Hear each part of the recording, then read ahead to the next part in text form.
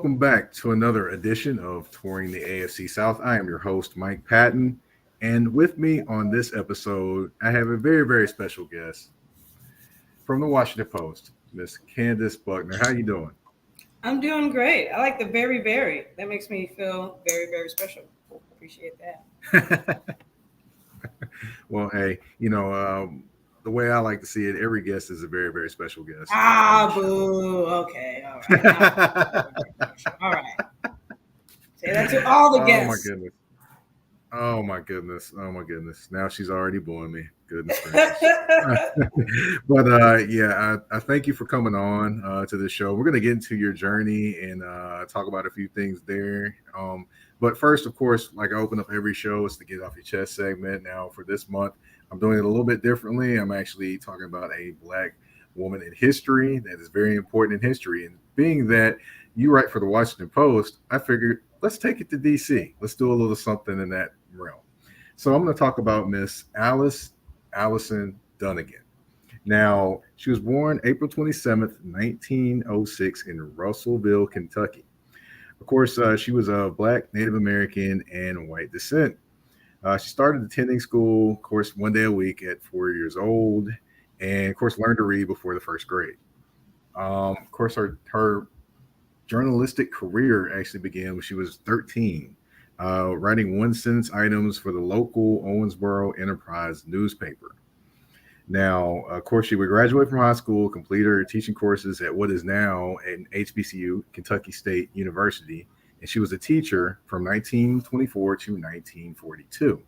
Now, of course, she taught, but of course, World War II happened, and there was a call call for more government workers. So she moved to D.C. in 1942, worked for the government. From 1942 to 1946. Then she was offered actually a job with the Chicago Defender as the Washington correspondent.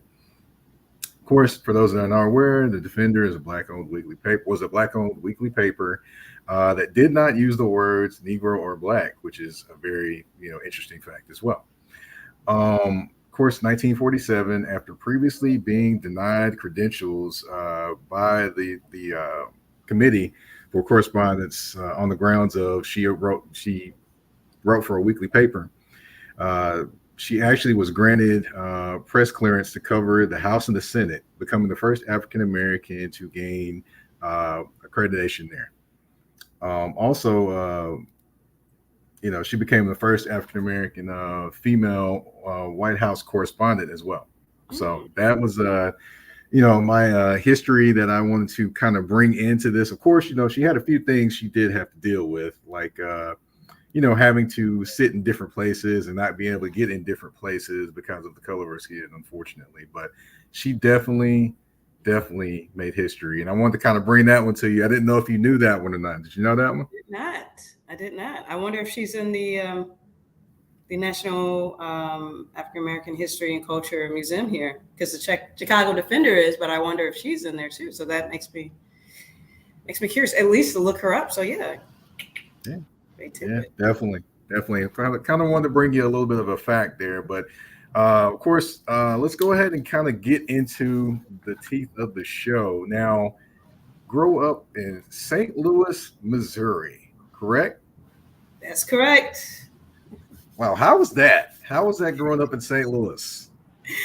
The Rams left. No one talks about us anymore. No, it's good childhood.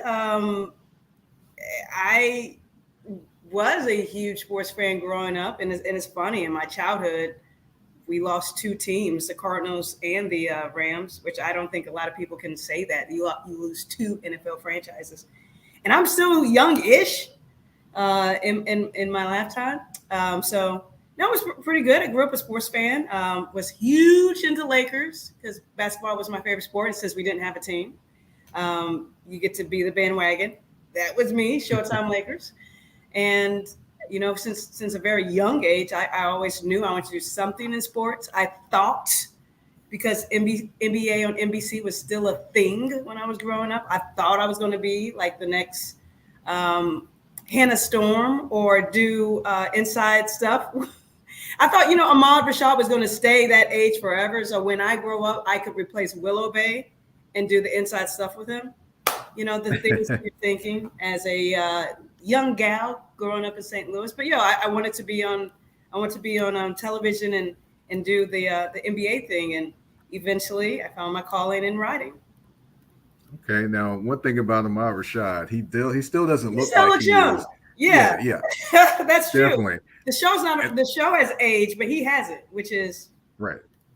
The type It's of vampire funny. juice are you drinking, sir? Right, and then the other thing that he does is everyone was his main man. Remember that? Main My main man. Right. Now, of course, I got to ask. You're a reporter, so kind of when did that bug first kind of get in your ear, or when did it kind of you start thinking about going in that direction? Probably when I found out I wasn't going to be a pro athlete, because I want to be in sports. The first idea was, okay, I'll be Indiana Jones because I thought he had a really cool job. Then I realized, it's funny. Love my grandma. My grandma is now in heaven. Grandma Deloy. She's one of my three heroes. But she has encouraged. She has encouraged me. She had encouraged me. She has inspired me even today. She was probably the first person to really help me, because as a kid, I needed speech therapy, and I think I was a little bit behind. The adults didn't tell me how much I was behind, but she ordered these Scholastic books for me that would come. I just thought they would just randomly come in the mail for me, and I was like, "Wow, I'm super." See, I always had this idea that I was super, very, very special, Mike. I don't know why, but these Scholastic books would come for me, and she had ordered them for me so I could read. But I do remember this, and this is so off tangent. But as a child, I was like, yeah, I want to be Indiana Jones. I want to be like him. He has so many cool adventures. And then she said, well, those are archaeologists and you don't like playing in the dirt.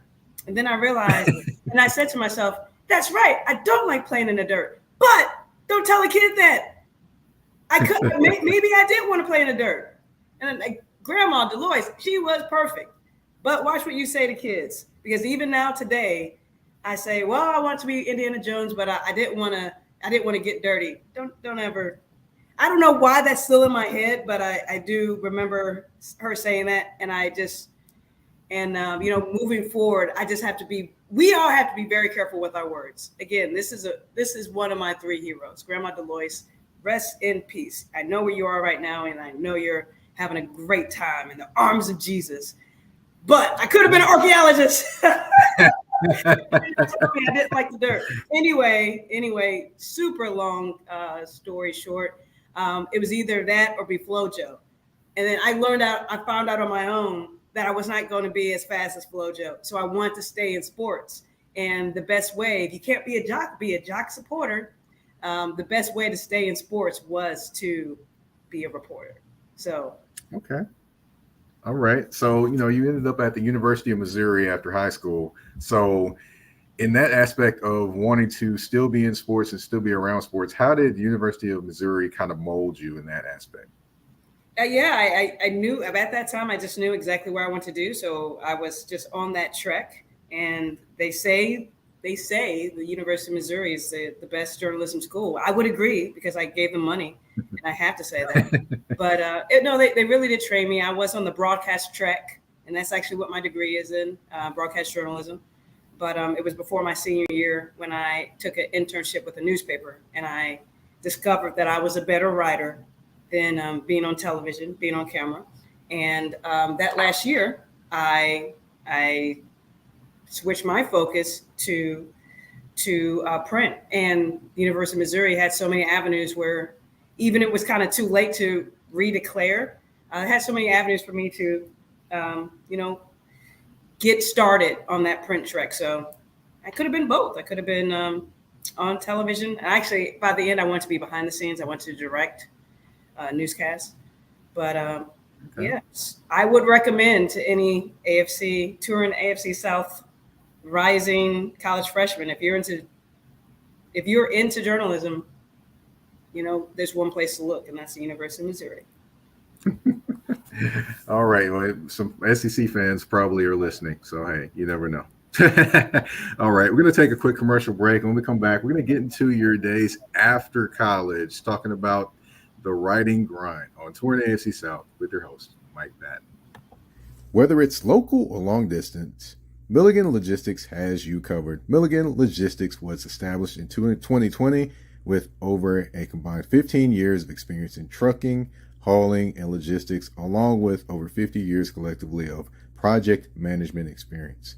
Again, whether it's near or far, Milligan Logistics has you covered with quality service, efficiency while taking pleasure in exceeding clients' expectations. Need goods moved short or long distance? Milligan Logistics has you covered. Just reach out to them at 615-354-2618. That's 615-354-2618. Or you can send them an email at milliganlogistics@gmail.com. Again, that's milliganlogistics@gmail.com. And we're back. And when we left off, of course, talking about after the college days, getting into the real world. Now, you did a couple interns. I did kind of check that out. But um, you started out, I believe, the Macon Telegraph, correct? That was the first job, yeah. It Yeah. was going to be Milligan Logistics, but I decided I should probably go with the Macon Telegraph instead. Do I get like a percentage for saying Milligan Logistics, and like do I have to say it like maybe 5 times until Milligan Logistics gives me like give me something? Well, I have to talk to my sponsors on that. Dang, all right. But yeah, as far as starting off in Macon, of course, you go from the Midwest, and of course, one of the interns was in Florida, and then you go to Georgia. So, how was that kind of just changing those different climates going to there? Touring the South with Candace Buckner. Yeah, that was my first time really being away from the state of Missouri. I enjoyed it. I will say so. My first, was it my first internship? Whatever. Yeah, my first internship before that senior year was in Phoenix City, Alabama. Do you know how to spell Phoenix? Wow. Yeah. There's no O in Phoenix City, Alabama. Didn't realize. Right. It's like now I am in the South. No disrespect to Alabama. I loved my time in Phoenix City. I don't know if I really did, but anyway, yeah, down to Bradenton, Florida, for an internship after college because there were really no jobs for somebody who didn't have enough clips as I did, and then to Macon. So yeah, so Alabama, Florida, Georgia. Yeah, it was interesting. The soul food was on point every place you went. But yeah, it's interesting. I was high school preps, and that was my first gig, and just understanding how big football is, seeing it for the first time, how big football is in the South. High school football is in the South, and there were I covered private schools, Catholic schools, schools that were just starting up, and it's like every Friday night was a thing, even for like the upstarts, for the smaller Catholic schools, for the Warner Robins, who were, I guess, 6A in Georgia. It was that was like my first introduction into, this thing is for real. Right. Now, of course, you did do a few different things at that employer as well. You kind of juggled a few different things, which I find very much amazing. That you juggle the different sports, baseball, your basketball, your football, those different things. But of course, you go back to work at the Kansas City Star for 6 years and 6 months, and then of course Portland. So, in Portland, was it Vancouver, Washington? I'm sorry. Yeah, Vancouver, Washington. Was I at Kansas City for 6 years and 6 months? I guess that's what it said on the LinkedIn page, because you studied that one, brother. I guess so. That was a long time. Wow, that was such a long time. Yeah, and then Vancouver, Washington. So the quick and dirty explanation of that is I was Yeah, it was 6 years and 6 months. I had reached 30, Mike, and I was still covering preps. And I was still in Kansas City. Great staff. So if anybody knows anything about, sports journalism, we had Wright Thompson, Jeff Passan, Kent Babb, Bill Ryder, Sam Mellinger, Blair Kirkhoff, Liz Merrill, um, Therese Paler, who has since passed, but he had made it to become a huge name in NFL. His football columnist for Yahoo.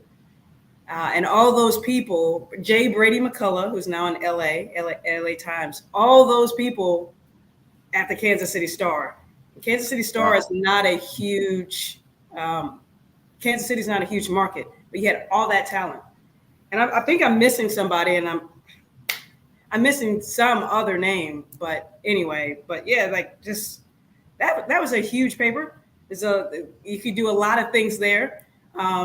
But I had reached the point of being 30 years old, and I would be able to go to the Royals a couple of times, maybe cover a Chiefs game as a sidebar. But I was still doing preps, and I just felt like I had reached a little bit of a quarter life crisis, and I just wanted more. So I quit that job to go work on a book that was based in Gary, Indiana, and that worked out for 11 months. I always say I worked on a book. I didn't finish writing the book, but after those 11 months, a job in Vancouver, Washington, popped up, and that was my first time to be a beat reporter for an NBA team, because they were right across the bridge from Portland. Of course, it was the Blazers, and Damian Lillard's rookie year. So it was another small paper, but it was a shot to actually cover the NBA. So I only covered their home games. I didn't travel with them. Every time a Blazer did something in the community, I tried to be there, but I also was covering high schools. So like a part-time beat reporter, and I did that for another 11 months. And then that's when the Indianapolis Star called, and I became a real NBA reporter. Right. That's what I was going to get into. No, you're good. But that's what I was going to get into as well. It seemed like when you hit when you hit Indianapolis, that's when it seems like you went, pew, everything just started. Your name actually was known a lot more. In my opinion, your name was known like everywhere at that point once you hit the Indianapolis. Cool. I appreciate that, because I felt like I was still toiling in anonymity, but that's cool.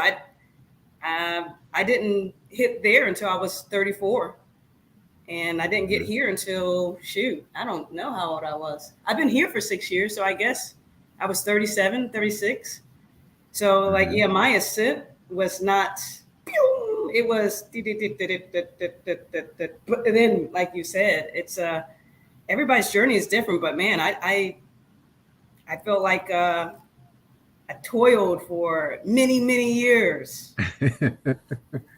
I hear you. And one thing I can say about just being in Indianapolis and covering a team, it's definitely a different feeling when you're actually able to travel, be with the team, and actually see the inner workings. So you get to see kind of the things that everyone else doesn't see, and you kind of bring everyone in, which you did an amazing job at, because obviously you won awards doing it. So thank you. Now, Colts, it's interesting. You would think Indiana basketball state. In my opinion, I did think that the Colts were it. And maybe that's everywhere in every NFL market. It kind of Bigfoots every other sport. I'm trying to think of maybe one place where, well, with the Rams, but the Rams will always be, everybody will always be second to the Lakers. But in Indianapolis, you just think of Hoosiers, you think of IU basketball and the Hoosiers, and covering the Pacers in Indianapolis. I felt like you're not going to have a lot of eyes on you, so try whatever. Work on your voice. Be clever. Try to be. I think I try to be naturally sarcastic and funny, and see if any of that hits. no one's reading anyway. So work on it. They're all paying attention to the Colts. And at that point, I think it was Andrew Luck. I can't remember. Anyway, it was 6 years ago. But yeah, I enjoyed it, and I did find like a remnant of like diehard Pacer fans there that followed along and appreciated the work.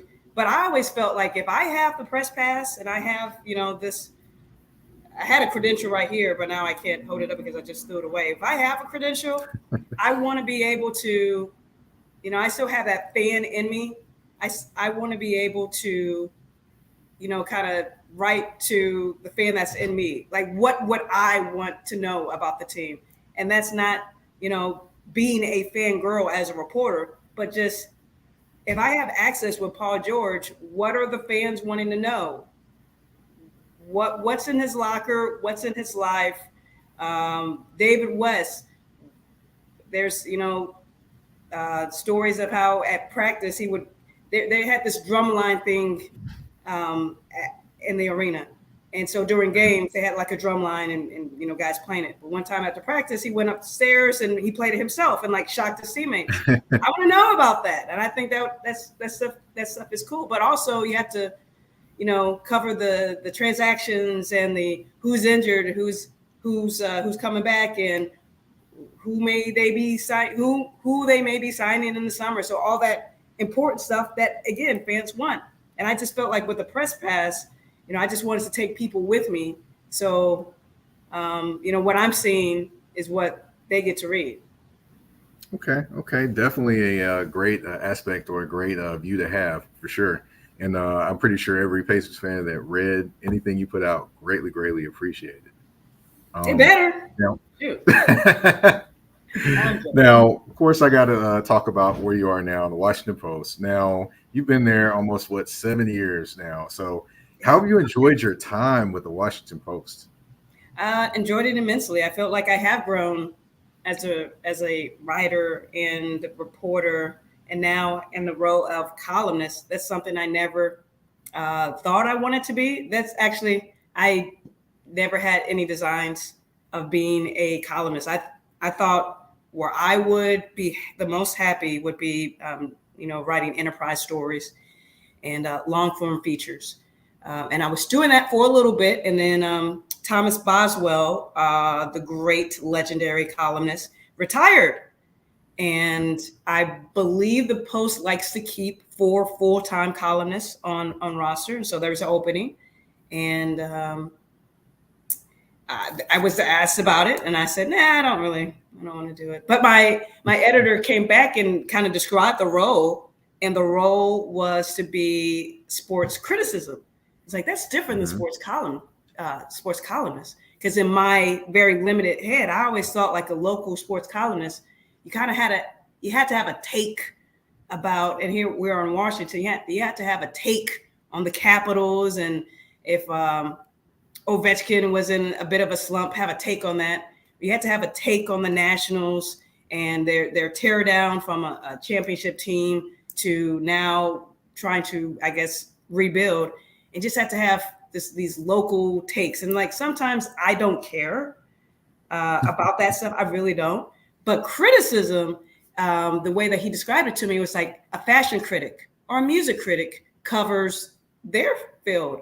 And sports is entertainment, just like that. And sports to me has just as much cultural significance as music and fashion.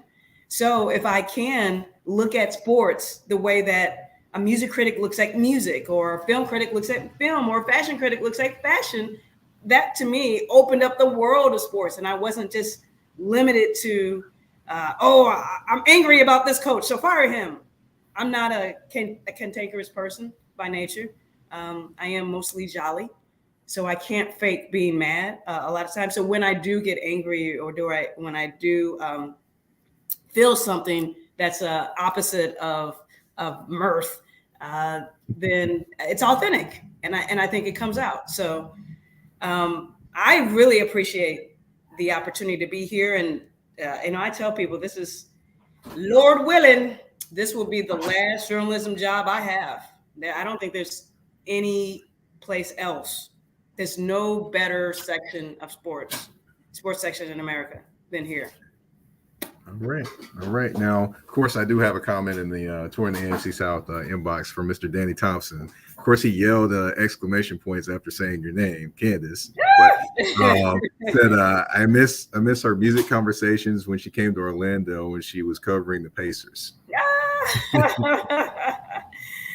Oh, man.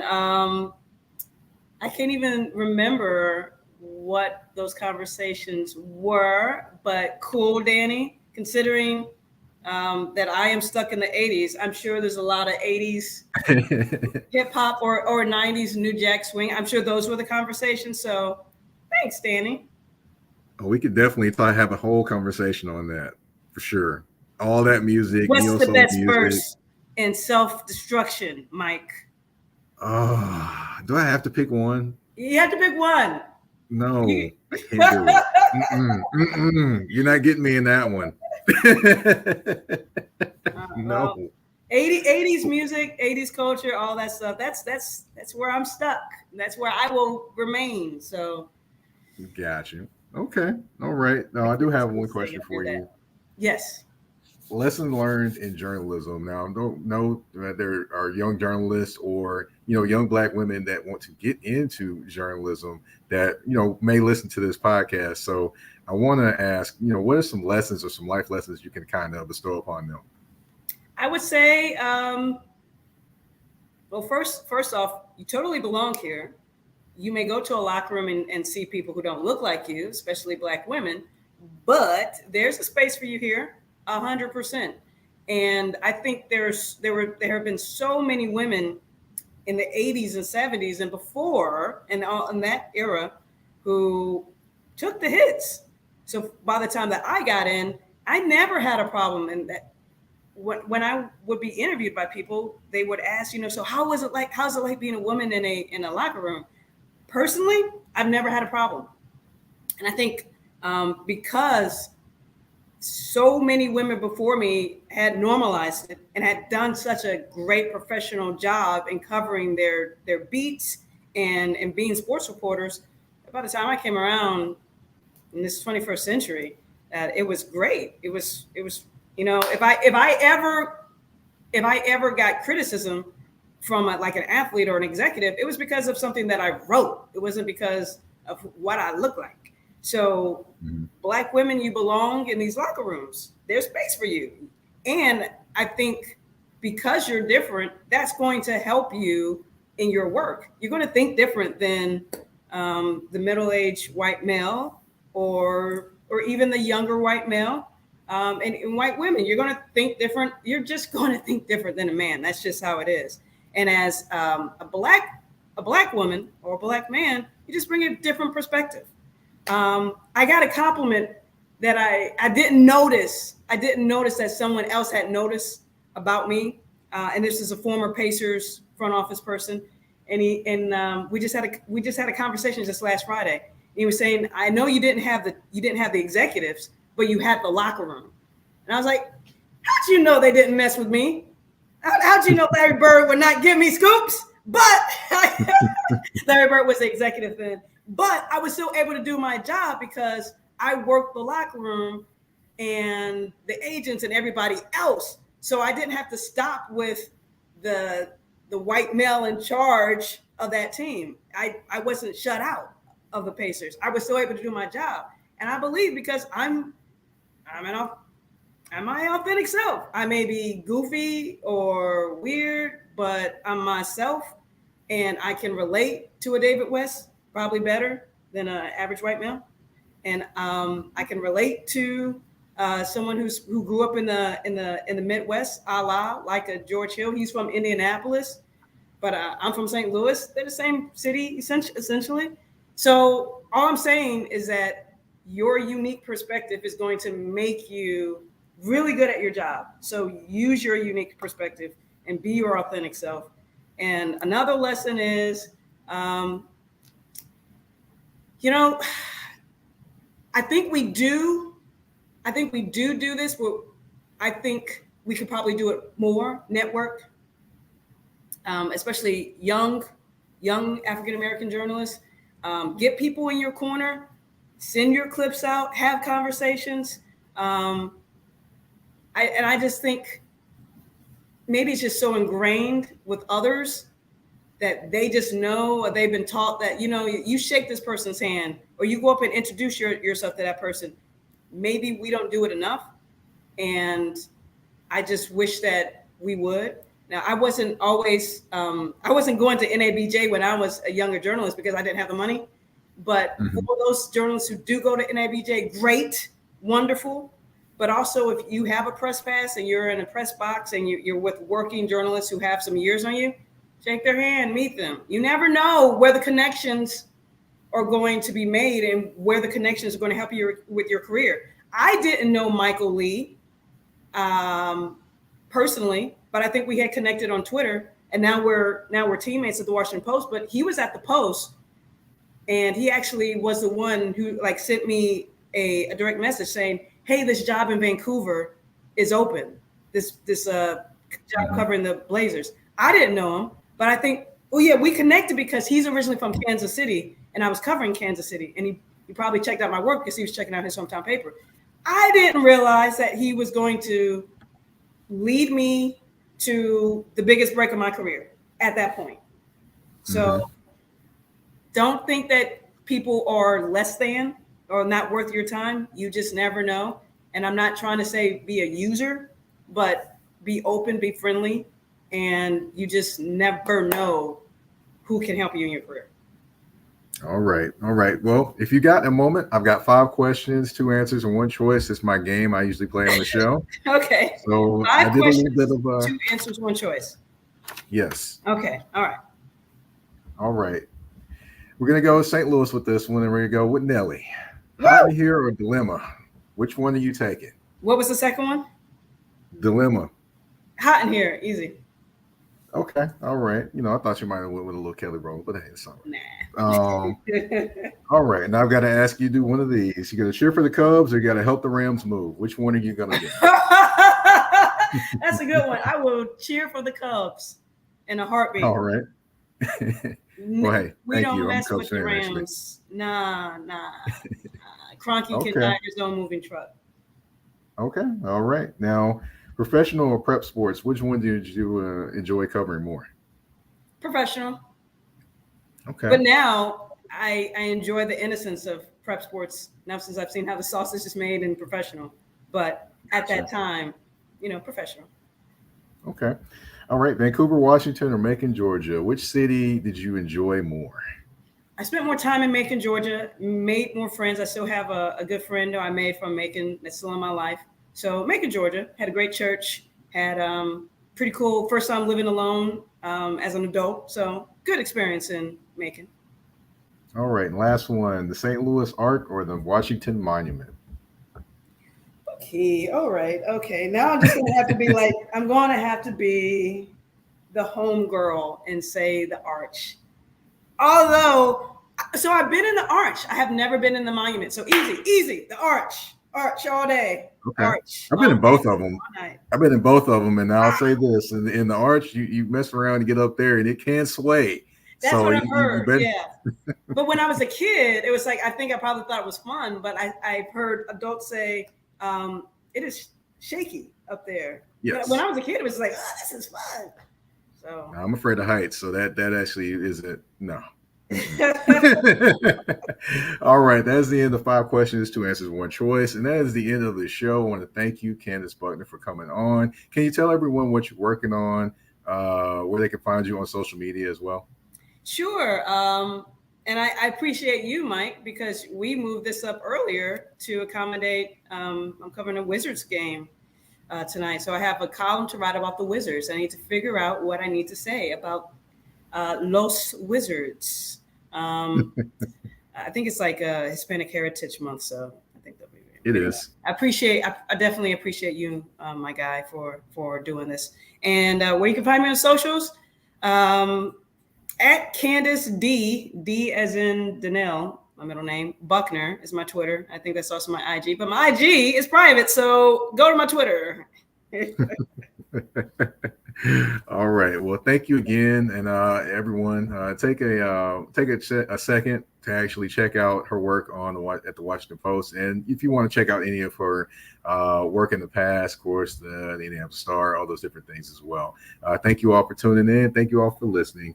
Touring the NC South with your host, Mike Patton. We're out.